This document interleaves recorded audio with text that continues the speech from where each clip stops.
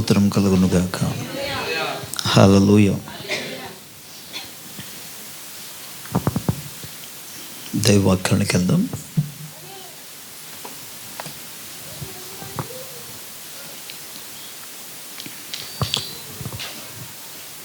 క్రొత్త నిబంధన నుండి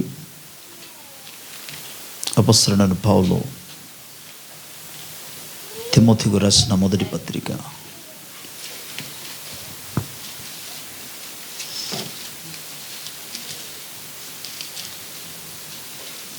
4వ అధ్యాయం.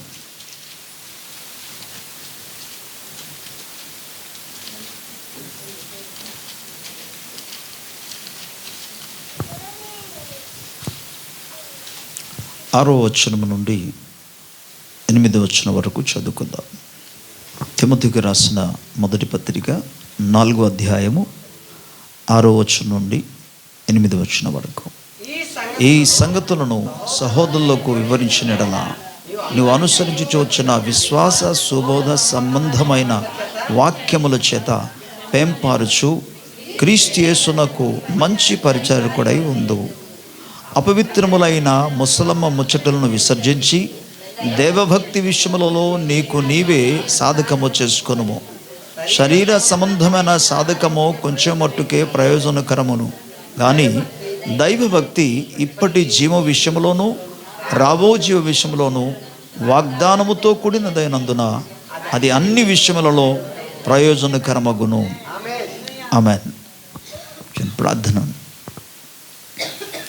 కృపా కనికరం కలిగిన మా తండ్రి, నీ ఘనమైన నామానికి స్తోత్రాలు చెల్లిస్తున్నాం. నీవు ఎంతైనా నమ్మదగిన దేవుడు కనుక నీకే మహిమపరుస్తున్నాం.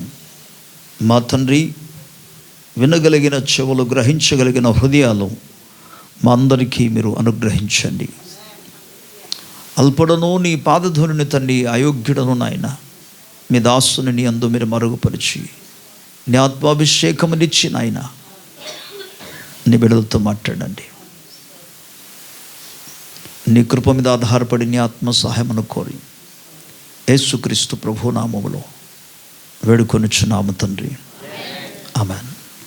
Praise the Lord. హల్లెలూయా. ప్రభు మనకు అనుగ్రహించిన ఈ అద్భుతమైన అవకాశాన్ని బట్టి, దినాన్ని బట్టి మరోసారి ప్రభు నామమునకే మహిమ, ఘనత, ప్రభావము కలుగునుగాక. మన తండ్రి అయిన దేవుని నుండి, ప్రభు అయిన యేసుక్రీస్తు నుండి కృపా సమాధానములో మనందరికీ తోడై ఉండునుగాక. ఈరోజు దైవ వాక్యంలో నుండి తిమోతికి రాసిన మొదటి పత్రిక 4వ అధ్యాయంలో 6వ వచనంలో అపొస్తలుడైన పౌలు తిమోతికి రాస్తూ ఏమంటాడంటే, ఈ విషయమును గూర్చి నీవు వారికి బోధించిన యెడల నీవు క్రీస్తు యేసు యొక్క మంచి పరిచారకుడవై ఉందువు. ఏవి బోధించిన యెడల? దైవ భక్తిని గురించి వారిని బోధించిన యెడల, సుబోధ సంబంధమైన వాక్యముల చేత పెంపారుచు. క్రైస్తవుడు ఆధ్యాత్మిక జీవితంలో దినదినము ఎదుగుచూ ఉండవలసిన అవసరత ఉంది. ఆ విధంగా వారు ఆత్మీయ జీవితంలో బలపడుతూ ఎదుగుతుండటం ద్వారా ప్రభువు నామమునకు మహిమ కలుగుతుంది. దైవ సేవకునిక పరిచర్య అంతే. అందుకే దైవ వాక్యాన్ని మనం బోధిస్తారు. వాక్యానికి ఆ టైంకి వచ్చి ఆదివారమో, శుక్రవారమో, శనివారమో, లేకపోతే మంగళవారమో, బుధవారమో, ఏదో గురువారం ఏదో ఒక వాక్యం చెప్పేసి ప్రోగ్రాం వచ్చింది కదా, ప్రోగ్రాంలో నిలబడిపోయి ఏదో ఒక వాక్యం అని చెప్పేసి వెళ్ళిపోదాం కాదు. అక్కడ పాయింట్ అది కాదు. విషయం ఏంటంటే, దైవ వాక్యము బోధించడం ద్వారా విన్న వారిలో అది కార్యసాధకం అవ్వాలి. వారు దైవ వాక్యానికి అనుగుణంగా జీవించడం ద్వారా దేవునికి మహిమ కలుగుతుంది. దేవుడు ఆ ఉద్దేశం కలిగే దైవ సేవకులందరినీ కూడా ఆయన ఏర్పాటు చేసి నియమించుకొని నిలబెట్టుకున్నాడు ఆయన. ప్రభుకి స్తోత్రం. సో మొదటి భాగంలో 7వ వచనం ఏమంటాడంటే, అపవిత్రములైన ముసలమ్మ ముచ్చట్లను విసర్జించి దైవభక్తి విషయములో నీకు నీవే సాధకము చేసుకో. అంటే పనికిరాని మాటలన్నీ కూడా ప్రస్తావించడం కానీ, ఉపయోగించడం కానీ, మాట్లాడడం కానీ, వీటి మూలముగా ఒక వ్యక్తి మరింతగా భక్తిహీనముగా మారిపోతాడు. ఎందుకంటే దేవుని యొక్క వాక్యం మనకు ఏమి జ్ఞాపకం చేస్తుందంటే, భక్తి కలిగి జీవించాలి అన్నప్పుడు ఇక్కడ తప్పకుండా పనికిరాని మాటలన్నీ కూడా చెప్పండి విసర్జించాలి,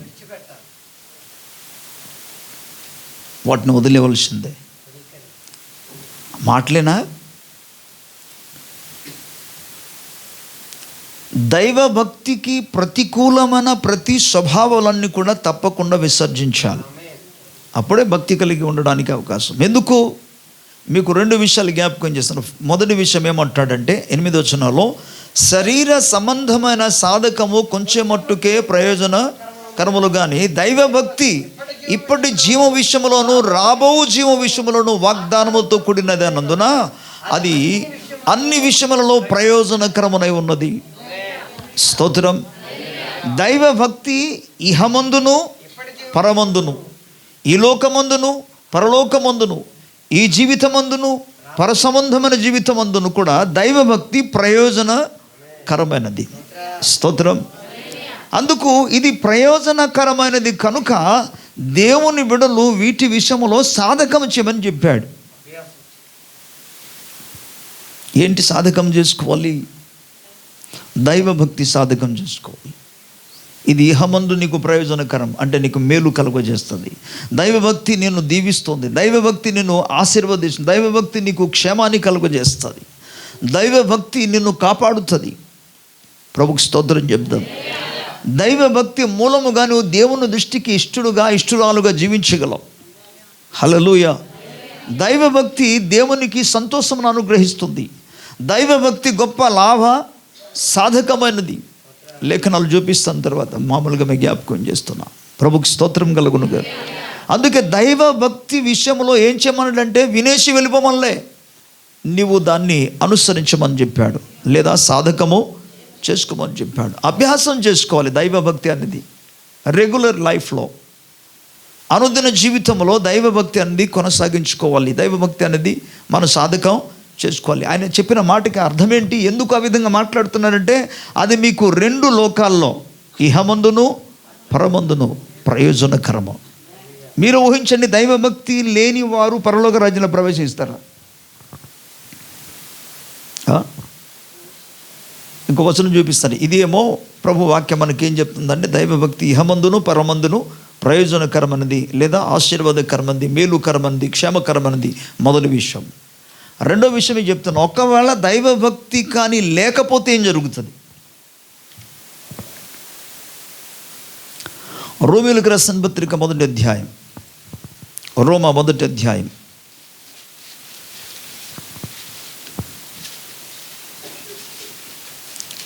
అందరు తెరవాలి, అందరు చదవాలి. రోమా 1వ అధ్యాయం 18వ వచనం. చాలా విషయాలు అక్కడ రాయబడింది, బట్ 1 వర్డ్, ఒక వచనాన్ని మనం చూసుకుందాం.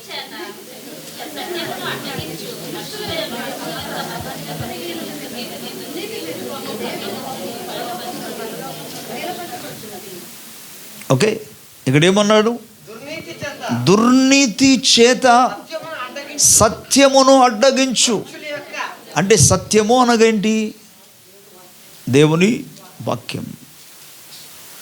సత్యము అనగా దేవుని వాక్యము. భక్తి అనగా వాక్యానుసరమైన జీవితం అని అర్థం. ప్రభుకి స్తోత్రం. భక్తి ఇక్కడ నీతి, దుర్నీతి. ఓకే, మీరు ఇక్కడ గమనించండి, దుర్నీతి చేత సత్యమునకు అడ్డగించి చూడడం కనబడుతుంది. ఇటువంటి జీవితాలు కలిగి ఉన్న వారికి, ప్రవర్తిస్తున్న వారి జీవితాల మీదకి కంటిన్యూ చదవండి వచ్చిన. దుర్నీతి చేత సత్యమును అడ్డగించు మనుషుల యొక్క సమస్త భక్తిహీనత మీదను. ఈ దుర్నీతిగా ప్రవర్తించిన వాళ్ళందరూ ఎవరు? భక్తిహీనులు అనే పదం వాడాడు. సో సమస్తమైన భక్తిహీనుల మీదికి, మీదను, దుర్నీతి మీదను దేవుని యొక్క కోపము పరలోకము నుండి బయలుపరచబడుతుంది. ఇక్కడ తెలుగులో కోపము అని పదం వాడాడు. నిజానికి అది దేవుని యొక్క ఉగ్రత. The wrath of God will come upon them, upon the ungodly people. The wrath of God. దేవుని యొక్క ఉగ్రత భక్తిహీనుల మీదికి ఆయన కోపం రగులుతుందట. ఎవరి మీద? భక్తిహీనుల మీద. అందుకే ఆయన ధర్మశాస్త్రం ఇచ్చాడు. భక్తిహీనము కలిగి జీవించకూడదు. భక్తి కలిగి జీవించడానికి దేవుడు ధర్మశాస్త్రం ఇచ్చాడు ఇజ్రాయెల్ ప్రజలకి. మనం భక్తి కలిగి జీవించాలని ప్రభు మనకు విడిపించిన తర్వాత, విమోచించిన తర్వాత, రక్షించిన తర్వాత పరిశుద్ధ గ్రంథాన్ని ఆయన మనకు ఇచ్చాడు. ప్రభుకి స్తోత్రం. వారికి కేవలము ధర్మశాస్త్రం మాత్రమే, మనకైతే దేవుడు పరిశుద్ధ గ్రంథాన్ని ఇచ్చాడు. స్తోత్రం. ఈ పరిశుద్ధ గ్రంథంలో మనం ఎలాగున భక్తి కలిగి దుర్నీతిని మనలను విసర్జించి ఏ విధంగా భక్తి కలిగి మనం జీవించాలో వాటన్నిటి కూడా నేర్పిస్తుంది పరిశుద్ధ గ్రంథం. ప్రభుకి స్తోత్రం. ఎవరైతే దేవుని యొక్క వాక్యమును విని, చాలామంది అనుకుంటారు, నేను అనేక పర్యాలు చెప్పాను, ఇప్పుడు కూడా చెప్తున్నాను, అర్థం కాని స్థితిలో ఉన్నారు కాబట్టి పదే పదే వాటి గురించి చెప్పాల్సిన అవసరం వస్తుంది. వినండి, దేవుడు ప్రవచనము ద్వారా చెప్పిన ఎంత ప్రభావం కలిగినదో ఎంతో ఆయన తన వాక్యం ద్వారా చెప్పినా కూడా అంతే. ప్రవచనము ద్వారా ఒక వ్యక్తి ప్రవక్త ద్వారా కావచ్చు, మామూలు వ్యక్తి ద్వారా కావచ్చు, ఏదో ఒక వ్యక్తి ద్వారా, విశ్వాస ద్వారా కావచ్చు, దైవ సేవకుని ద్వారా కావచ్చు, ప్రవచనము చెప్పితే ఎంతో దేవుడు తన వాక్యము ద్వారా మాట్లాడినా అంతే. ఎందుకంటే లేఖనం రాయబడింది, దేవుడు తన నామం అంతటి కంటే తన వాక్యమును ఆయన హెచ్చింప చేస్తున్నాడు. ప్రభుకి స్తోత్రం. 138వ కీర్తన, 138వ కీర్తన. ప్రభుకి స్తోత్రం. 2వ వచనం, నీ పరిశుద్ధాలయమును తట్టు నేను నమస్కారము చేయుచున్నాను, నీ నామమంతటి కంటే నీవిచ్చిన వాక్యమును నీవు గొప్ప చేసి ఉన్నావు. ప్రభుకి స్తోత్రం. సో దేవుని యొక్క వాక్యమునకు విధేయత చూపుటయే అసలైన భక్తి జీవితం. స్తోత్రం. దైవ వాక్యానికి లోబడిన వాడు భక్తిహీనుడు, దుర్నీతిపరుడు, సత్యాన్ని అడ్డగించుచున్నవాడు. సో దేవుని యొక్క వాక్యమునకు దేవుడు ఎంతో ఉన్నతమైన స్థానం ఇచ్చాడు, దాన్ని గొప్ప చేశాడు. అందుకే లేఖనంలో మనం గమనిస్తే 147వ కీర్తనలో రాయబడి ఉంటుంది, ఆయన ఏ జనమునకు ఎలాగూ చేయలేదట. ఎవరికి ఎలా చేశాడు మరి? ఆయన యాకోబునకు తన వాక్కు అనుగ్రహించాడు ఆయన. స్తోత్రం. అందుకే ఇజ్రాయేలు ధన్యమైనది. అందుకే యాకోబు దీవించబడిన వాడు. కారణం, దేవుడు అతనితో మాట్లాడాడు, దేవుడు అతనికి వాక్కు ఇచ్చాడు. ప్రభుకి స్తోత్రం. దేవుడు మనకు తన వాక్కు ఇస్తున్నాడంటే మనం నిజంగా సంతోషించి ఆనందించాలి. దేవుడు తన వాక్యం ద్వారా మనతో మాట్లాడుతున్నాడు అన్న వెంటనే మనము నిజంగా ఉత్సాహించాలి. ప్రభుకి స్తోత్రం. విషయం తెలుసా, దేవుడు మాట్లాడకపోతే అతి భయంకరంగా ఉంటుంది. సౌలు రాజు తడబడిపోయాడు, తల్లడిల్లిపోయాడు, తలకిందలైపోయాడు, దేవుడు మాట్లాడలేందుకు. మీకు అర్థమైందా? చివరికి పూర్తిగా భక్తిహీనలోనికి వెళ్ళిపోయాడు, భక్తిహీనతలోనికి వెళ్ళిపోయాడు సౌలు రాజు. ఎంత చేసినా అసలు దేవుడు అతనితో మాట్లాడలే. అటువంటి దుస్థితి ఎవరి జీవితం రాకుండా జాగ్రత్త చేసుకోవాలి. దేవుడు మాట్లాడుతున్నప్పుడు ఆయన స్వరానికి మనం లోబడుట మనకు ఆశీర్వాదం. ప్రభుకి స్తోత్రం. దాన్ని పెడచెవి పెట్టారంటే మాత్రం అతి భయంకరంగా ఉంటుంది. అందుకే దేవుని స్వరానికి మనం లోబడాలి, ప్రభువుకు మన విధేయత చూపాలి. ఆయన మాట్లాడుతుండగా మనం ప్రభువుని స్తుతిస్తుండాలి. ఈరోజు నీవు చదవడానికి, బైబిల్ చదవడానికి దేవుడు నీకు మంచి అవకాశం ఇచ్చాడు. స్తోత్రం. ఎంతమంది రెగ్యులర్గా దేవుని వాక్యం చదువుకుంటున్నారు? నేను చేయొత్తమని చెప్పడం లేదు, కానీ జస్ట్ క్వశ్చన్ ఇస్తున్నా. ఎంతమంది నిజంగా రెగ్యులర్గా దేవుని సముఖంలో దైవ వాక్యము కొరకు సమయం ఇస్తున్నారు? వన్ డే ఏదో సందర్భాన్ని బట్టి ఓకే, ఏదో ఒక పరిస్థితిని బట్టి ఒకరోజు నువ్వు చదవలేకపోయావు అంటే దానికి ఓకే అనడానికి అవకాశం ఉంది. కానీ ఎవ్రీడే ప్రతిరోజు కూడా నువ్వు అలాగే నిర్లక్ష్యపరుస్తున్నావు అంటే అది భక్తి కలిగిన జీవితం అసలు కానే కాదు. ఇదిగో భక్తి కలిగిన జీవితంలో ఒక ఆయన అంటాడు, నేను దుష్టుల ఆలోచన చొప్పున నడువక, నేను పాపుల మార్గమున నిలువక, అపహాసులు కూర్చుండ చోట కూర్చుండక, యెహోవా ధర్మశాస్త్రమందు నేను ఆనందించుచు దివారాత్రం దాన్ని ధ్యానము చేస్తా. స్తోత్రం. అప్పుడు నేను నీటి కాలువ ఎరున నాటబడినదై ఆకు వడక తన కాలమందు ఫలమే చెట్టు వల్ల ఉంటాను. నేను చేసిన దంతయు ఆమేన్. దుష్టుల ఆలోచన చొప్పున, పాపుల మార్గమున, అపహాసకులు కూర్చున్న చోట కూర్చుండక నేను దేవుని వాక్యాన్ని ధ్యానం చేస్తాను. అంటే ఒక భక్తి కలిగిన వాడు ఏం చేస్తారు? అవన్నీ కూడా విసర్జిస్తాడు. వారితో వీరితో సహవాసం చేసుకొని ఉండకుండా, వారిలాగా ప్రవర్తించకుండా దేవుని సముఖంలో వాక్యము కొరకు స్థానం ఇస్తారు. అది భక్తి కలిగిన జీవితంలో this is the part of our life, A godly life. దైవ భక్తిలో ఒక భాగం అది. దేవుని సముఖంలో దేవుని యొక్క వాక్యము కొరకు మన సమయము ఇవ్వడం అనేది. ప్రభుకి స్తోత్రం. ప్రియులారా, మీకు అందుకే జ్ఞాపకం చేస్తున్నాను, ఇది మీరు సాధకము చేసుకోండి అంటాడు తిమోతితో రాస్తూ. ఇది మీరు దీన్ని సాధకం చేసుకోండి, దీన్ని అభ్యాసం చేసుకోండి, ప్రతిరోజు ఎక్సర్సైజ్ చేసుకోమన్నాడు. బాడీని ఎక్సర్సైజ్ కాదు మాట్లాడేది, ఫిజికల్ ఎక్సర్సైజ్ కాదు. ఆయన చెప్తున్నది ఏ ఎక్సర్సైజు? దైవ భక్తిని మనం ఎక్సర్సైజ్ చేయాలంటే దైవ భక్తిని మనం అనుసరించాలి. ప్రభుకి స్తోత్రం. హల్లెలూయా. తిమోతికి రాస్తూ పౌలు మరలా ఏమంటాడంటే 2వ అధ్యాయంలో తిమోతికి రాస్తూ చెప్తున్న మాట విందాం, చూద్దాం.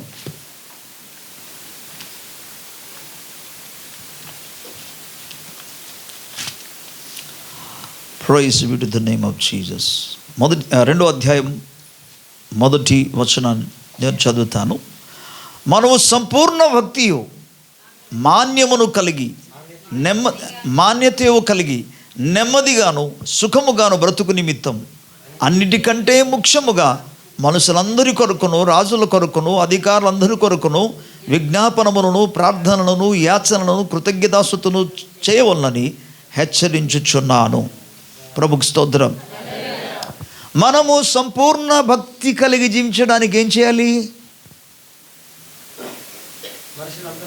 మనుషులందరి కొరకు దాన్ని ఒకే నువ్వు నీ కోసం ప్రార్థన చేస్తావో, నీ ఫ్యామిలీ కోసం ప్రార్థన చేస్తావో, నీ యొక్క ఆ బంధువుల కోసం ప్రార్థన చేస్తావో, మీ యొక్క చెల్లి కోసమో, మీ అన్న కోసం, మీ తమ్ముడు కోసమో ప్రార్థన చేస్తావో, మీ నాన్నగారి కోసమో, అమ్మగారి కోసం ప్రార్థన చేస్తావో, నీ బిడ్డల కోసం నువ్వు ప్రార్థన చేస్తావో, లేకపోతే సంఘస్థుల కొరకు ప్రార్థన చేస్తావో, లేదా అన్యజనుల కొరకు నువ్వు ప్రార్థన చేస్తావో, అవన్నీ కూడా ఒక పక్కన పెడితే ఒక్క మాటతో మీకు చెప్పాలంటే నువ్వు ప్రార్థించే వ్యక్తిగా ఉండాలని అర్థం. నువ్వు సంపూర్ణ భక్తి కలిగి జీవించాలంటే నువ్వు ప్రార్థన చేయాలి. ప్రార్థన చేయడానికి ఎంతమంది ఆసక్తి కలిగి ఉన్నారు? అంటే భక్తి జీవితాన్ని కొనసాగించడానికి, భక్తిని సాధకం చేయడానికి ఎంతమంది ఆసక్తి కలిగి ఉన్నారు ప్రార్థన చేయడానికి? ప్రభుకి స్తోత్రం. ఇవన్నీ కూడా భక్తిలో భాగమే. ప్రియులారా, నువ్వు అందుకే ప్రార్థన పట్ల కానీ, ప్రార్థన సహవాస పట్ల కానీ ఏం కలిగి ఉండాలి? ఆసక్తి కలిగి ఉండాలి. ఒక విధంగా చెప్పాలంటే ఉజ్జీవము కలిగి ఉండాలి. ప్రభుకి స్తోత్రం. హల్లెలూయా. మనం ఎప్పుడు కూడా ఉత్సాహంగా ఉండాలి దేవుని మందిరానికి వెళ్ళడానికి. భక్తులు అంటారు కదా, ఎప్పుడు నేను దేవుని సన్నిధానికి వెళుదనా, ఎప్పుడు ఆయన సన్నిధిలో నేను కనబడుతున్నా, ఆయన మందిరానికి ఎప్పుడు వెళ్తానా అని ఒక సంతోషంతో ఉన్నాడట. గత వారం మనం చూసుకున్న దావీదు కీర్తనకారుడు దావీదు ప్రభువును స్తుతించడానికి, ఆరాధన చేయడానికి ఎవరిని లేపుతున్నాడు? ఆయన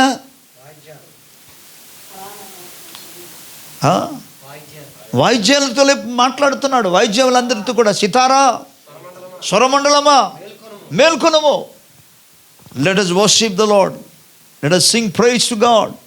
రండి మనం ప్రభువును గురించి పాడుదాం, ప్రభువుని స్తుతిద్దాం, ప్రభువుని ఆరాధన చేద్దాం. నేను రెడీ అయిపోయినా, నువ్వు రెడీగా ఉన్నావా లేదా? కమాన్. ప్రభుకి స్తోత్రం. దైవ భక్తి పట్ల, ప్రార్థన విశ్వాస జీవితం పట్ల మనం ఆసక్తి కలిగి ఉండాలి. భక్తిలో భాగం ఇవన్నీ కూడా. స్తోత్రం. దీన్ని ఎవ్రీడే మనం సాధకము చేస్తూ ఉండాలి. ఎవ్రీడే, ప్రతిదినం మనం సాధకం చేస్తూ ఉండాలి. చర్చికి ఒక రోజు లేటుగా వచ్చానంటే ఐఎమ్ సారీ ఫర్ దిస్. ఎవరు బాధపడాలని, ఎవరికి ఇబ్బంది కలిగించిన మాట చెప్పట్లేదు. But as a servant of God, I'm appointed from God, by God. So I have to preach, I have to tell. నేను తప్పకుండా చెప్పాలి. బికాజ్ దేవుడు నన్ను దాని కొరకు నియమించాడు. మనుషులను సంతోషపరచడానికి, మనుషులు బాధపడిపోతాడని చెప్పకుండా ఆపడానికి కాదు, మనుషులను సంతోషపరచడానికి కాదు. నేను అందుకు చెప్తున్నాను, ఒకరోజు నువ్వు ఆలస్యంగా వచ్చావు, ఓకే. ఏదో సందర్భాన్ని బట్టి ఆలస్యంగా వచ్చావు, ఓకే. బట్ ప్రతి వారం ప్రభు మందిరానికి ఆలస్యంగా రావడం ఎంతవరకు అది సమంజసం, ఎంతవరకు అది మంచిది? ఆ విధంగా అలవాటు ఎంత చేసుకుంటే ఎంతవరకు మంచిది? సో దైవ భక్తి అనేది నీలో ఉంటే సాధకము చేసేవాడు తప్పకుండా ముందుగా ఉంటాడు. ప్రభుకి స్తోత్రం కలుగును. I'm not talking some times, కొన్ని సమస్యలను బట్టి, కొన్ని సందర్భాల్లో సిక్నెస్, శారీరకమైన బలహీనతను బట్టి, ఓకే, ఇవన్నీ కూడా ఎక్స్క్యూజ్ ఉంటుంది. బట్ ఆల్వేస్, ఎప్పుడు కూడా ఆలస్యంగా రావడం అది దేని సూచిస్తుందంటే నిర్లక్ష్యము అని తెలియజేస్తుంది. భక్తిహీనతకు అది కొంచెం దగ్గరికి వెళ్తుంది అని అర్థం. వాటిని విసర్జించాలి అనే పదం దేవుని వాక్యం రాయబడింది. ప్రభుకి స్తోత్రం చెప్పాలి గట్టిగా. హల్లెలూయా, హల్లెలూయా. భక్తి కలిగి జీవించుటలో భాగము, మొదటి భాగం జ్ఞాపకం చేసిన దేవుని యొక్క వాక్యాన్ని మనం ధ్యానం చేయాలి, సాధకం చేయాలి. అండ్ సెకండ్ థింగ్ మీకు జ్ఞాపకం చేశాను, ప్రార్థనలో. ఎందుకంటే మనం సంపూర్ణ భక్తి కలిగి జీవించాలంటే వీ మస్ట్ ప్రే. మనం ప్రార్థన చేసినప్పుడే మనం భక్తి కలిగి జీవించగలం. ఫస్ట్ పాల్ గారు అనేక సందర్భాల్లో వాక్యం బోధిస్తూ ఏమనేవారంటే, gospel is the solution for all the human problem అన్నాడు, ఆర్ మెన్ కైండ్ అన్నాడు. సువార్తయే సర్వ మానవులకు, సమస్త జనులలో, ప్రజలకు, మానవులందరికీ కూడా వారి సమస్యలకు పరిష్కారం అన్నాడు. నాకు తొలి దినాల్లో అర్థం కాలేదు సువార్త ఎలాగా అయిపోద్ది అని. సువార్త ఎలాగ అందరికీ పరిష్కారం అవుతుంది అని అనుకున్నా. ఇప్పుడు రెండో భాగం మీకు చెప్తున్నారు, ప్రార్థన ఏ సమస్తానికి, సమస్త సమస్యలకు పరిష్కారం. రాంగ్ ప్రార్థన చేయొద్దు, తప్పుడు ప్రార్థన చేయొద్దు. ఆ కుటుంబంలో ఒక వ్యక్తి మారుమనసు పొందాడు, మరో వ్యక్తి మారుమనసు పొందలేదు, ఓకే. సో మారుమనసు పొందలేనందుకు ఏం చేస్తారంటే, వాళ్ళు చర్చికి వెళ్ళమని అంటారా, ప్రార్థనకి వెళ్ళిపోమని అంటారా, వదిలిస్తారా? ఏం చేస్తారు వాళ్ళు? నేను అడ్డగిస్తారు. సో అక్కడ ఇలాంటి తప్పుడు ప్రార్థన చేస్తుంటాను నేను. అందుకు దీనికి తప్పుడు ప్రార్థన అంటున్నాను. ఏ ప్రార్థన?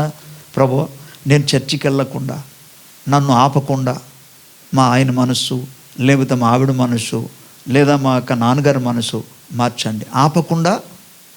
ఇది రాంగ్ ప్రేయర్. ఏం ప్రార్థన ఇది? హలో, ఆశ్చర్యపడవద్దు, నేను చెప్పిన మాటకు జవాబు ఇవ్వండి. ఇదేం ప్రార్థన? తప్పు ప్రార్థన, తప్పుడు, అది రాంగ్ ప్రేయర్. ఈ వాక్య ఆధారాన్ని బట్టి మీకు చెప్తున్నా. ఎందుకు తెలుసా తప్పు? ప్రార్థన జరుగుతుంది కానీ రాంగ్ ప్రేయర్.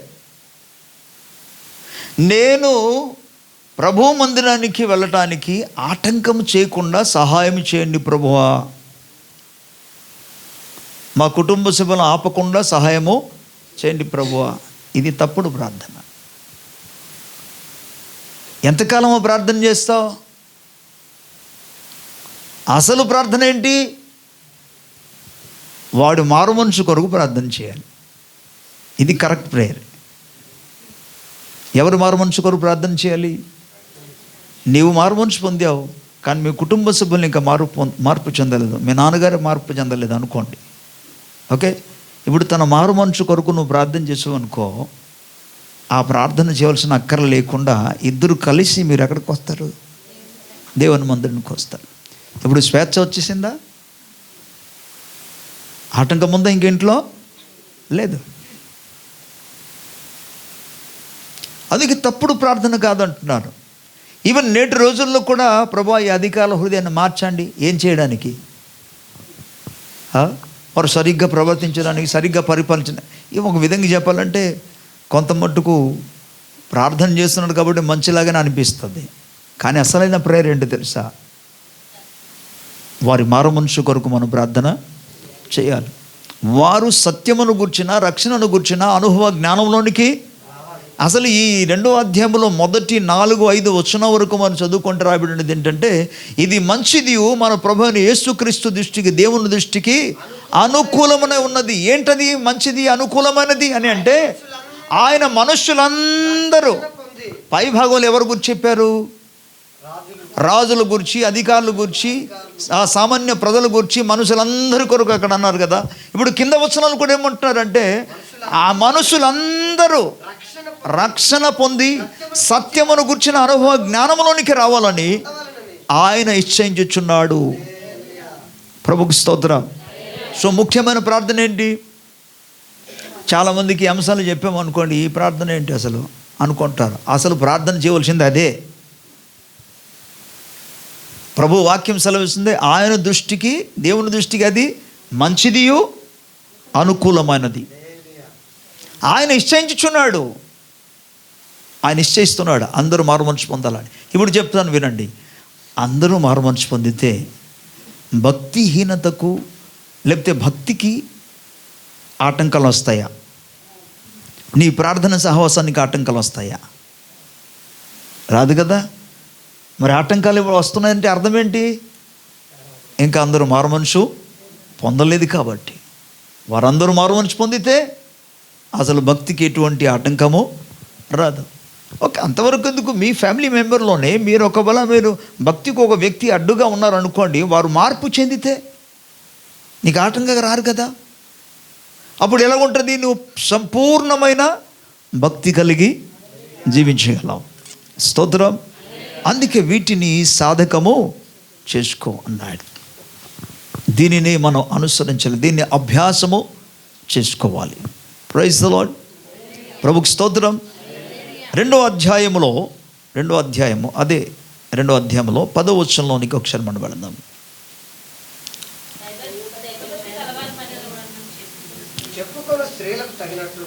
దైవ భక్తి గలవారమని చెప్పుకొను స్త్రీలకు తగినట్లుగా సత్క్రియల చేత తమ్ము తాము అలంకరించుకొనవలెను.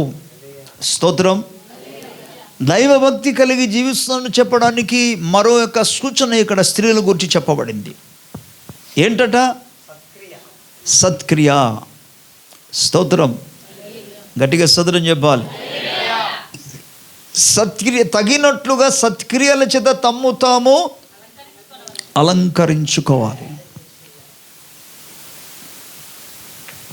ఇది స్త్రీలే అని కాదు, సంఘము స్త్రీతో పోల్చబడింది కాబట్టి సంఘమంతా కూడా సత్క్రియతో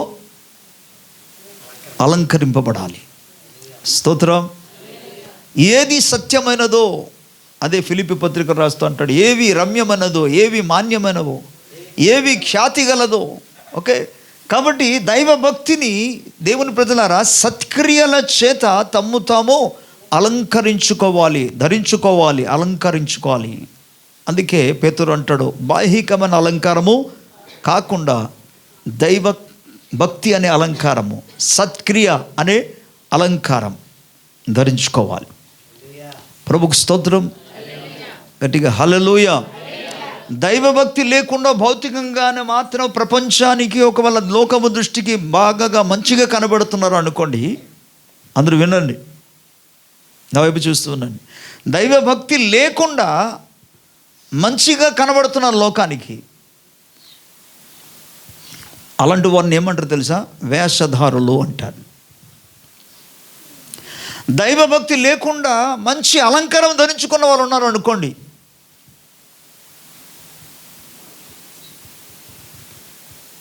జ్ఞానాన్ని సొలొమోను ఇంకో డిఫరెంట్ మీనింగ్ ఇస్తాడు దానికి. పంది ముక్కుకి కొమ్ము పెట్టినట్టుగా అన్నాడు. బంగారపు దేనిక పంది, అమ్మో నాకు బంగారపు కమ్మ వేశారు కదా, నేను తల మాత్రం పైకిచ్చి నా ముక్కు అందరిని చూపిస్తూ తిరగాలంటదా? అనదం. ఏం చేస్తుంది?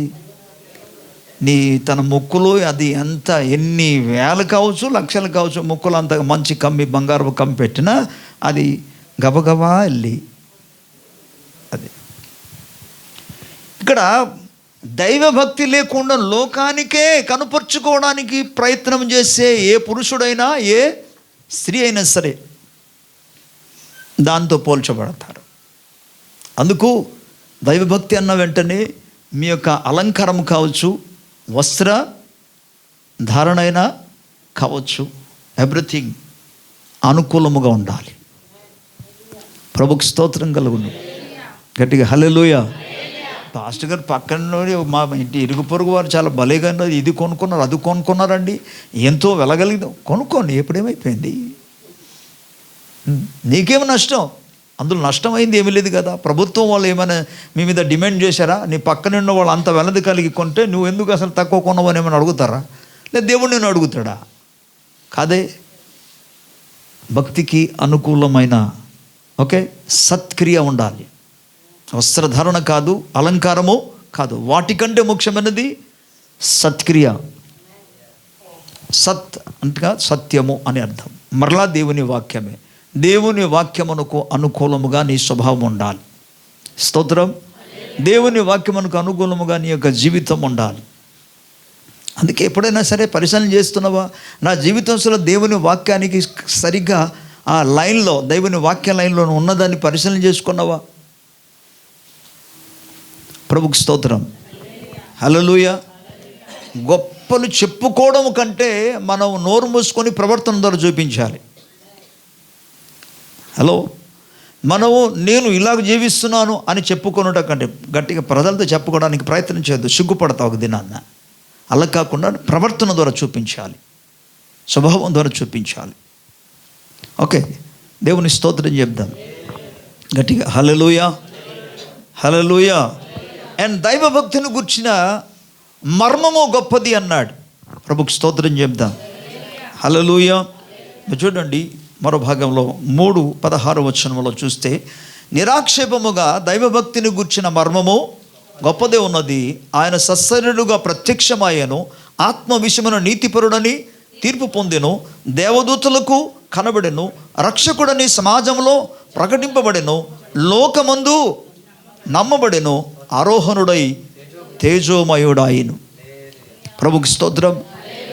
దైవభక్తిలో భాగంగానే యేసుక్రీస్తు ప్రభు వారి లోకానికి వచ్చి ఆయన నరునిగా సత్సరుడుగా ప్రత్యక్షమయ్యాడు. ఆయన స్తోత్రం. సెకండ్ థింగ్ మనం గమనిస్తే, ఆయన ఆత్మ విషయంలో నీతిపరుడై తీర్పు పొందాడు.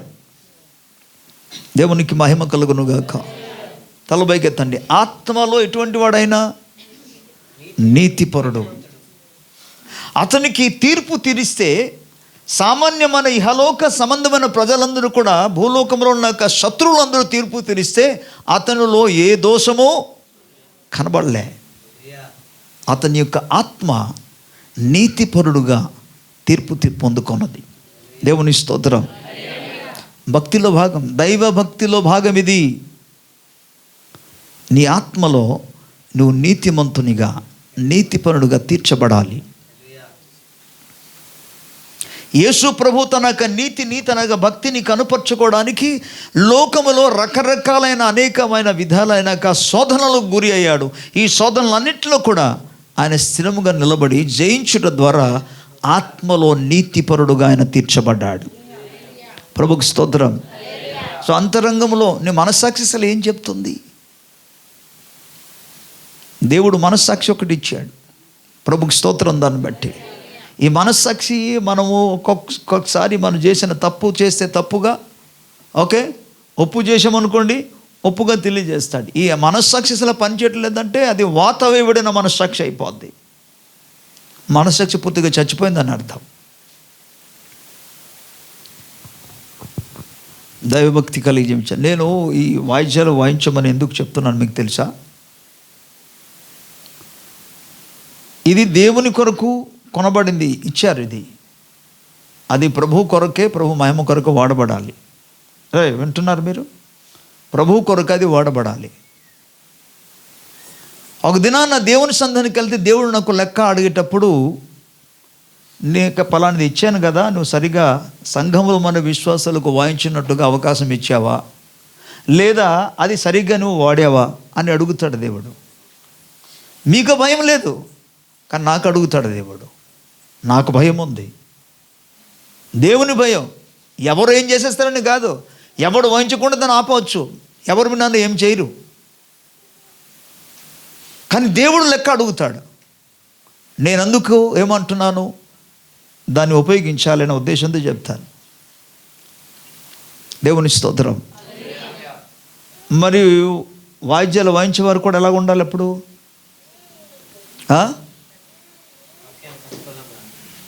వాళ్ళు కూడా సిద్ధంగా ఉండాలి కదా?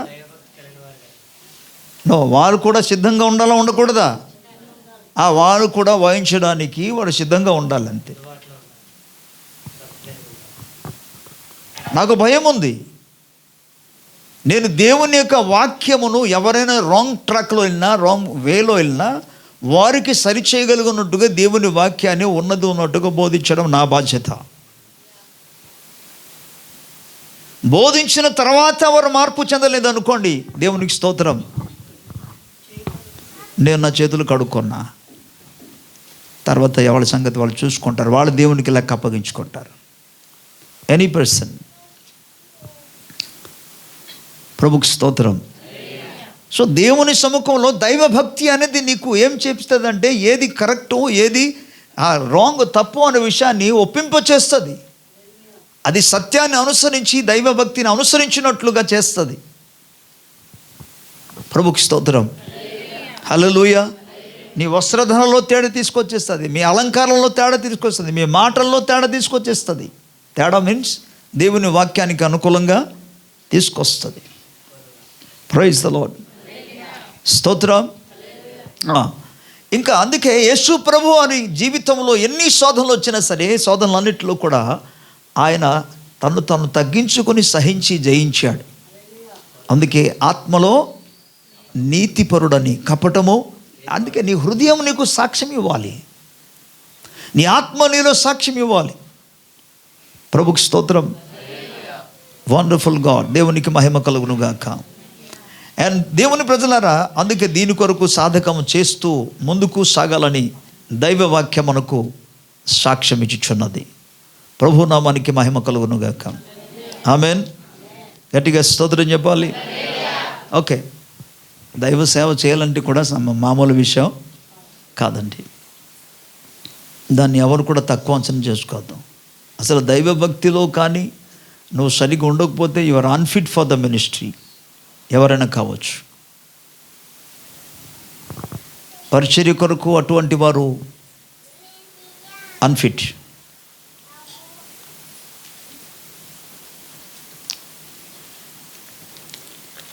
పాత నిబంధన గ్రంథంలో దేవుడు ఒక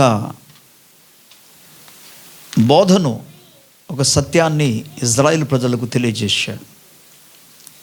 నిర్గమకాండం 18వ అధ్యాయం. నిర్గమకాండం 18వ అధ్యాయం. From the old testament. Exodus, book of Exodus, chapter 18, verses 21. 21వ వచనం.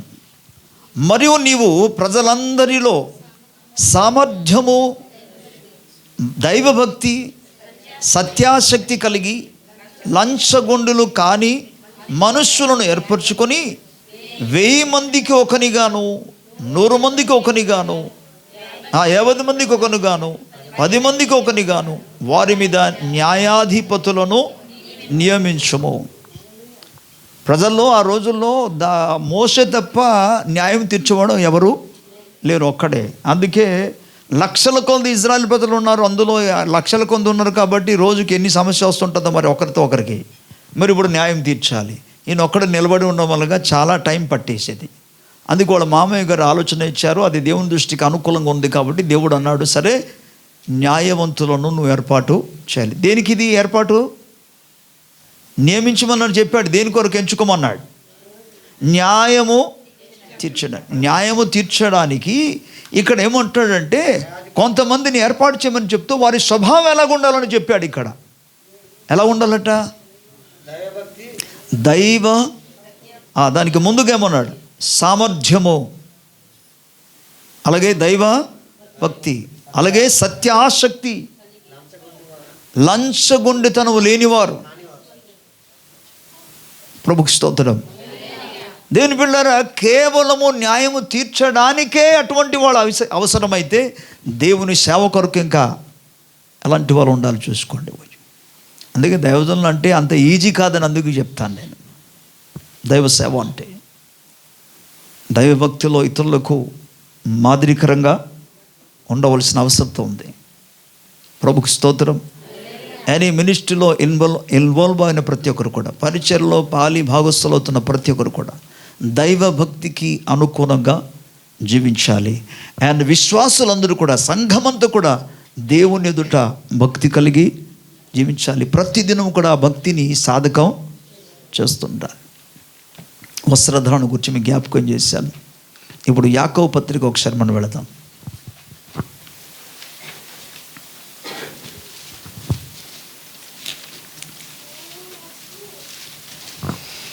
మొదటి అధ్యాయం 26 వచనం చదువుకుందాం. ఎవడైనాను నోటికి కళ్ళెమి పెట్టుకొనక తన హృదయమును మోసపరుచుకొనుచు భక్తి గలవాడనని అనుకుని ఎడల వాని భక్తి వ్యర్థమే. ఎవరైనా సరే అంటున్నాడు, ఎవడైనాను నోటికి కళ్ళెమి పెట్టుకొనక తన హృదయమును మోసపరుచుకొనుచు భక్తి గలవాడనని అనుకున్న ఎడల వాని భక్తి వ్యర్థమే. అంటే భక్తికి మరొక స్వభావం ఇక్కడ రాయబడింది.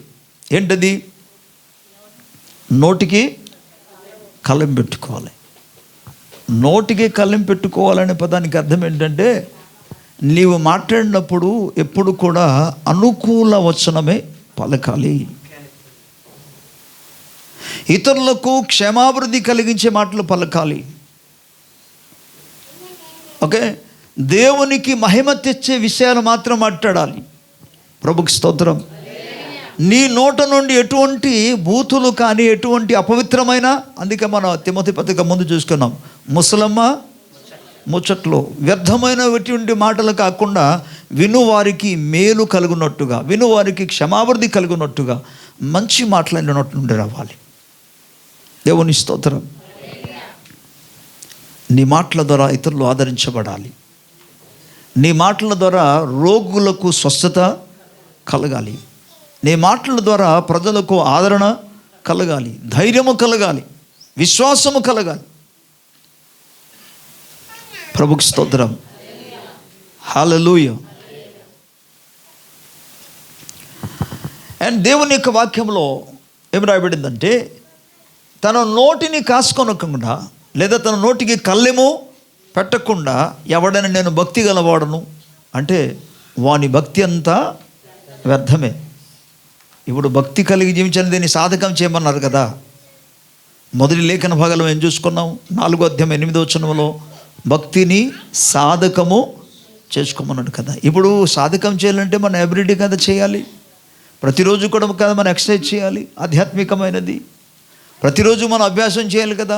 కాబట్టి మన నోటిని, మన నాలుకను అదుపులో ఉంచుకోవాలి. ప్రభుకి స్తోత్రం. హల్లెలూయా. దేవుని ప్రజలారా, నీ నాలుకను నీ స్వాధీనం చేసుకోవాలి. దాన్ని యాకోబు 3వ అధ్యాయంలో అంటాడు, నాలుక అది అగ్నియే అన్నాడు. అందుకే దాన్ని కంట్రోల్ చేసుకోమని చెప్పాడు. ఎందుకంటే భూమి మీద ఉన్న సమస్త పశువులను, జంతువులను, క్రూర జంతువులను సహితము అదుపులోనికి తీసుకురాగలుగుతున్నారు. జూలోనికి వెళ్ళి చూడండి, సింహాలు కూడా అదుపులోనికి ఉన్నాయి. వెలుగుబంట్లు కావచ్చు, చిరుతపులులు కావచ్చు, ఓకే, ఇవన్నీ కూడా క్రూరమైన జంతువులను కూడా అదుపులో ఉన్నాయి. మనుషుడు అదుపు చేయగలుగుతున్నాడు, కానీ మనిషి నాలుకను మాత్రం అదుపు చేయలేకపోతున్నాడు. అందుకే దైవ వాక్యం మనకి ఏం బోధిస్తుందంటే, నీ నోటికి ఇవన్నీ కాదురా బాబు, కళ్ళమే పెట్టుకోమన్నాడు. స్తోత్రం. అందుకే దేవుడు కొంతకాలం పెట్టాడు కూడా. దాన్ని మరోలాగా కొందరు ఊహించుకున్నారు. పెట్టాడా? వచ్చింది మొత్తం మాస్క్. కానీ ఏదో అనారోగ్యం వస్తామని భయంతో, వైరస్ వచ్చి వీళ్ళు కూడా అంటుకుపోదని భయంతో కట్టుకున్నారు. ఓకే, కాదంటంలే, కానీ మీరు వినాలి, నాలుకను మనం ఎవ్రీడే కంట్రోల్ చేసుకోవాలి. వాటికి మనం కళ్ళం ఎవ్రీడే పెట్టాలి. అదే నిజమైన భక్తి. స్తోత్రం. అప్పుడే భక్తి అనేది సాధకమవుతుంది. ప్రభుకి స్తోత్రం.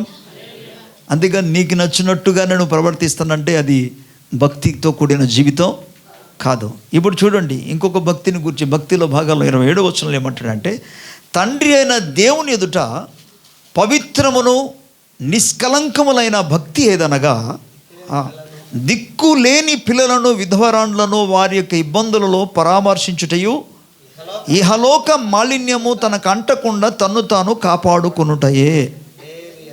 దేవుని స్తోత్రం. తండ్రి అయిన దేవుని ఎదుట నిజమైన భక్తి. ప్రభుకి స్తోత్రం చెప్పాలి. ఎవరి ఎదుట? తండ్రి అయిన దేవుని ఎదుట నిజమైన భక్తి ఏంటంటే, దిక్కులేని వారికి, చెప్పండి, దిక్కులేని వారికి, అలాగే విధవరాండ్లకు, వారి యొక్క బాధల్లో, వారి కష్టాలలో ఏం చేయాలి? పరామర్శించాలి, వారికి సహాయము చేయాలి. స్తోత్రం. అంటే ఇందులో ప్రభు ఏం నేర్పిస్తానంటే, నువ్వు ఎప్పుడు ఇతరులకు సహాయం చేసే మనస్సు కలిగి ఉండాలి. ఓకే, ఇతరులను బలపరచగలిగిన హృదయంలో కలిగి ఉండాలి. స్తోత్రం. అది నిజమైన భక్తి. అంటే నీకు ఈ భక్తిలో భాగంలో ఇక్కడ ఏంటంటే, నీవు విధవరాళ్ళకి, అలాగే ఏమన్నారు, దిక్కులేని పిల్లలకు ఆదరించే వ్యక్తిగా ఉండమంటే ఆ మాటకి అర్థం ఏంటి? It is not only by word but also with deed. కేవలము మాటల చేత మాత్రం కాదు, క్రియల చేత. ఏ విధంగా చేయగలరు? ఆ మనసు ఉండాలి. ప్రభుకి స్తోత్రం. ఏ మనసు ఇది? ఇతరులకు, బాధలో ఉన్నవారికి, ఇబ్బందులో ఉన్నవారికి సహాయము చేసే మనసు. ఇది భక్తిలో భాగం. దేవుని స్తోత్రం చెప్పాలి గట్టిగా. హల్లెలూయా, హల్లెలూయా. ఈ ఈ భక్తి కలిగి జీవించడం అంది చాలా ప్రాముఖ్యమంది. పై వచనాలు మీకు ఏం చూపించానంటే, నీ నాలుక, నీ నోటికి కళ్ళెమో పెట్టుకో. ఓకే, అది భక్తిలో భాగం అని చెప్పాడు. కింద భాగంలో ఏమంటాడు అంటే, మనం చదువుకున్నాము యొక్క 27వ వచనాలు చూసుకున్న లేఖనం ఏంటంటే, దిక్కులేని పిల్లలకు, తండ్రి లేని, అలాగే దిక్కులేని. దిక్కులేని అంటే అర్థం ఏంటి? వినండి.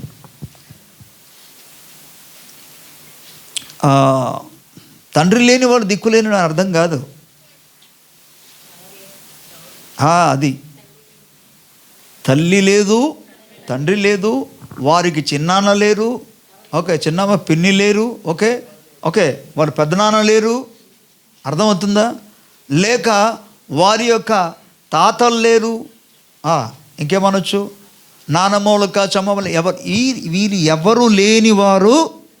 చెప్పండి, వాళ్ళు దిక్కు లేనివారు. పాస్టర్ గారు ఈరోజు భలే వాక్యం చెప్పారంటే, ఎవరు లేని వారికి మాత్రం మనం సహాయం చేయాలి. నో నో నో, ప్రభు అర్థం అది చెప్పట్లేదు. ఆకలిగా ఉన్న వాళ్ళని ఆకలి తీర్చమన్నాడు.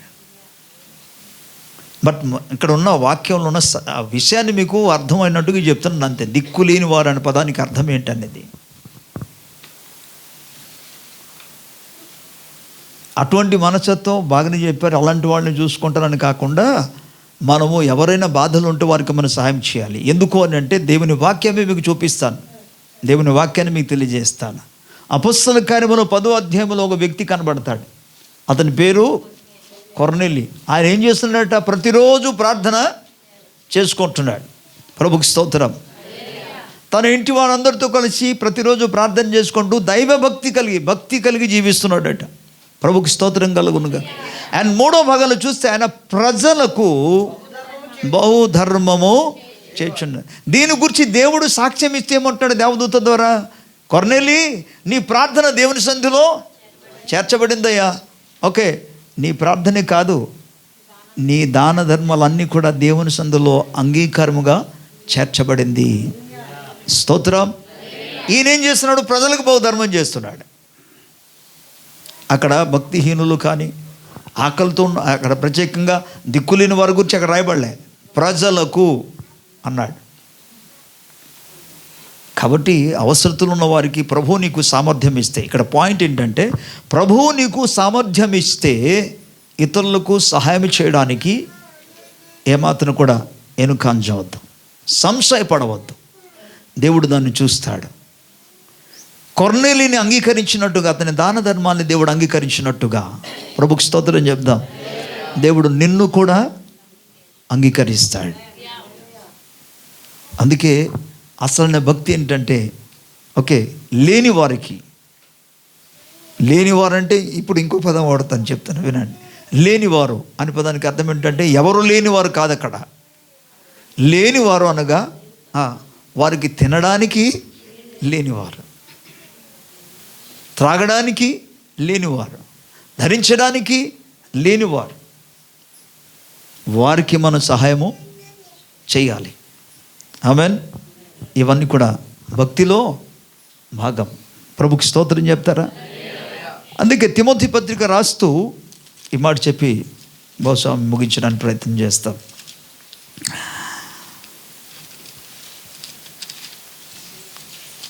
యా,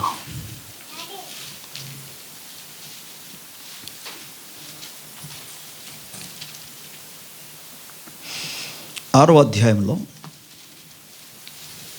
తిమోతి రాసిన మొదటి పత్రికలోనే 6వ అధ్యాయం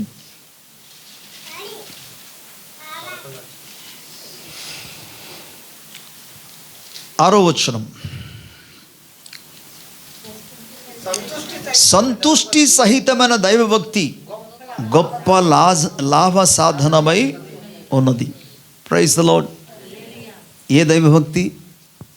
సంతుష్టి సహితమైన, అంటే దేవుణ్ణి సేవిస్తున్నప్పుడు మనం ఎలా ఉండాలంటే తృప్తిగా సేవించాలి.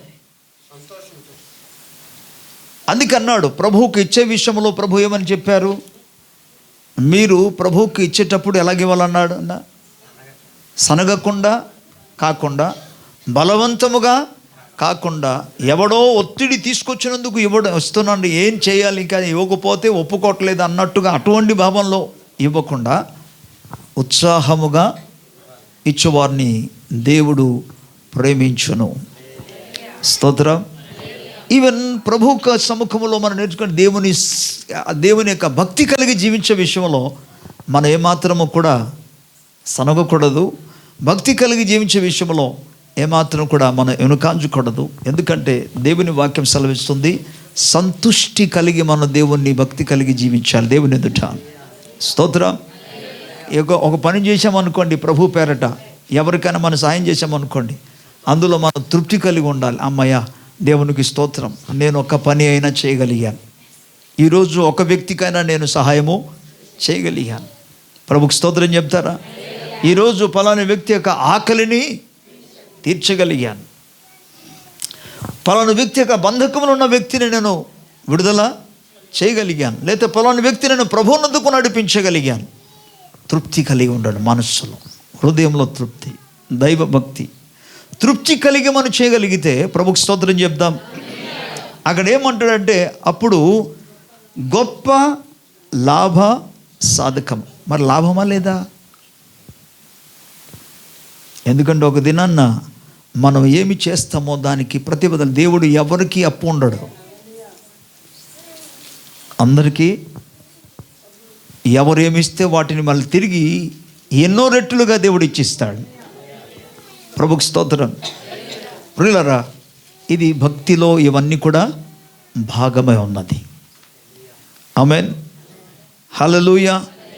సో భక్తిలో భాగంగా ఉంది. ఇంకో లాస్ట్ చెప్పి నేను ముగించడానికి ప్రయత్నం చేస్తాను. 5వ వచనం నుండి చదువుకుందాం.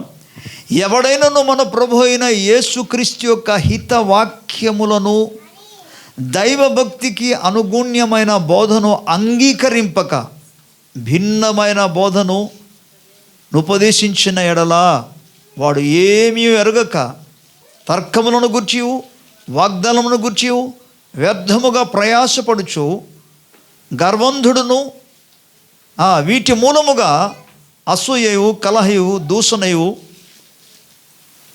దురాభిమానమును చెడిపోయిన మనస్సు కలిగి సత్యహీనుడై, చూసారా, దైవభక్తి లాభసాధకం అనుకున్న మనుష్యుల వ్యర్థ వివాదములను కలుగుచున్నవి అన్నాడు. ఇందులో దైవవాక్యం మనకి ఏం జ్ఞాపకం చేస్తుందంటే 3వ వచనం నుండి మనం చదువుకున్న లేఖన భాగంలో దైవ భక్తికి అనుగుణ్యమైన బోధను అంగీకరింపక, ప్రతి క్రైస్తవుడు తప్పకుండా దైవభక్తికి అనుగుణమైన వాక్యమును లేదా బోధను అంగీకరించవలసిన అవసరత ఉంది. దానికి వ్యతిరేకిస్తూ తర్కాలు చేస్తూ అది ఎందుకు అలాగా, అది ఎలాగున్నా నాకెందుకులే అనే స్టేజ్లోనికి వెళ్ళకూడదు. ఇటువంటి వారు ఒకవేళ ఆ దైవ వాక్యమునకు లేకపోతే దైవభక్తికి అనుగుణమైన బోధకు భిన్నముగా ఎవరైనా ప్రవర్తిస్తే వాడు ఏమవుతారట, అతనికి అసలు ఏమి తెలియదు అన్నాడు. ఫస్ట్ థింగ్, వాడు ఏమీ ఎరగక, తనకేం తెలియదని అర్థం. భక్తిని గుర్చిన భావమే అసలు తెలియదు. లాస్ట్కి అది ఈ వాగ్వివాదాలకు తీసుకెళ్ళిపోయి వ్యర్థముగా గర్వంధుడుగా మారిపోతాడు. చివరికి అది ఎంతవరకు అని తీసుకెళ్తుందంటే అసూయకు, కలహకు, దూషణకు, దురాభిమానమునకు దారి తీస్తుంది. అండ్ అంటాడు, చెడిపోయిన మనస్సు కలిగి దైవభక్తికి అనుగుణ్యమైన బోధను కానీ వినకపోతే, వాటిని అనుసరించకపోతే వారి మనస్సులు చెడిపోతాయి. అసూయకు అది దారి తీస్తుంది. ఓకే. అండ్ దేవుని వాక్యం ఏం చెప్తుందంటే వారు సత్యహీనులై ఎంత నష్టానికి దారితీస్తుందో ఊహించండి. ప్రభుకి స్తోత్రం. అందుకే దైవ భక్తికి అనుగుణ్యమైన సందేశమును, ఓకే, దైవ భక్తిని మన జీవితాల్లో మనం అంగీకరించవలసిన అవసరత ఎంతనో ఉంది. ప్రభుకి స్తోత్రం. అలా జీవించినప్పుడు దేవుని ప్రజలారా, అది ఇహమందును పరమందును ప్రయోజనకరముగా ఉంటుంది. సో దైవ భక్తిని మనం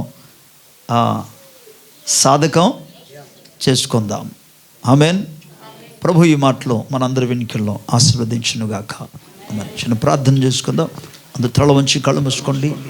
1 minute ఈజ్ యువర్ టైం. ఒక నిమిషం ప్రభు సముఖంలో నువ్వు ప్రార్థన చేయడానికి మంచి అవకాశం. దేవుని సముఖంలో మొరపెట్టు. ప్రభు, దైవభక్తి కలిగి జీవించడానికి, దైవభక్తి కలిగిన వారు మొదటిది చూసుకున్నాము, దేవుని సన్నిధానికి వెళ్ళడానికి, దేవుని యొక్క ఆ వాక్యమును ధ్యానం చేయడానికి వాక్యము కొరకు సమయం ఇస్తారు, వారు ప్రార్థన కొరకు సమయం ఇస్తారు. స్తోత్రం. వారి యొక్క అలంకారములు కానీ వారి వస్త్రధారణలో కానీ మార్పు వస్తుంది. దేవునికి స్తోత్రం కలుగును గాక. హల్లెలూయా. అండ్ దైవభక్తి కలిగిన వారు తమ యొక్క నోటికి వారు కళ్ళెవ పెట్టుకుంటారు.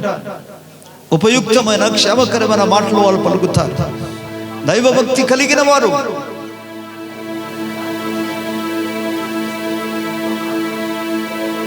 దీనులను, దిక్కులేని వారిని వారు సహాయం చేసేవారుగా ఉంటారు. వారి యొక్క బాధలలో సహాయం చేసేవారుగా ఉంటారు. వారు దుఃఖములో సహాయం చేసేవారుగా ఉంటారు. ప్రభు కృపను మనం వేడుకుందాం. అలాగే దైవభక్తికి అనుగుణ్యమైన బోధను ఏమాత్రం కూడా మనం తృణీకరించకుండా జాగ్రత్తగా చూసుకుందాం. పౌలుకు చెప్పినట్టుగా, ప్రభువా, దైవభక్తిని నేను అనుదినము సాధకము చేసుకున్నట్టుగా నాకు సహాయం చేయమని. ఎందుకనగా దేవుని వాక్యం విన్నాం, భక్తిహీనుల మీదకి దేవుని యొక్క ఉగ్రత దిగువచ్చుచున్నది. ఆ ఉగ్రతలో నుండి మనం తప్పించుకోవడానికి దైవభక్తి కలిగి మనం జీవించాలి. ప్రేమ కనికరం కలిగిన మా దేవాన్ని నామానికి వందనాలు, స్తోత్రం. నీ వాక్యం నన్ను ప్రతి హృదయంలో నాటబడి నూరంతులుగా ఫలించగలుగునట్టుగా సహమదచ్చినాను. నిష్ఫలముగా నీ యొద్దకు మరలకుండా నాయన పంపిన చోట అది కార్యసిద్ధి జరుగునుగాక నాయన. నీ ఆత్మ బలముతో నింపండి. ప్రతి ఒక్కరు కూడా అది దైవ వాక్యానికి అనుగుణ్యమైన వాక్యమును అంగీకరించిన వాటి ప్రకారముగా నడవడానికి, సాధకము చేయడానికి కృప చూపమని యేసు ప్రభు నామములో ప్రార్థించుచున్నాము తండ్రి. ఆమేన్. Praise the lord.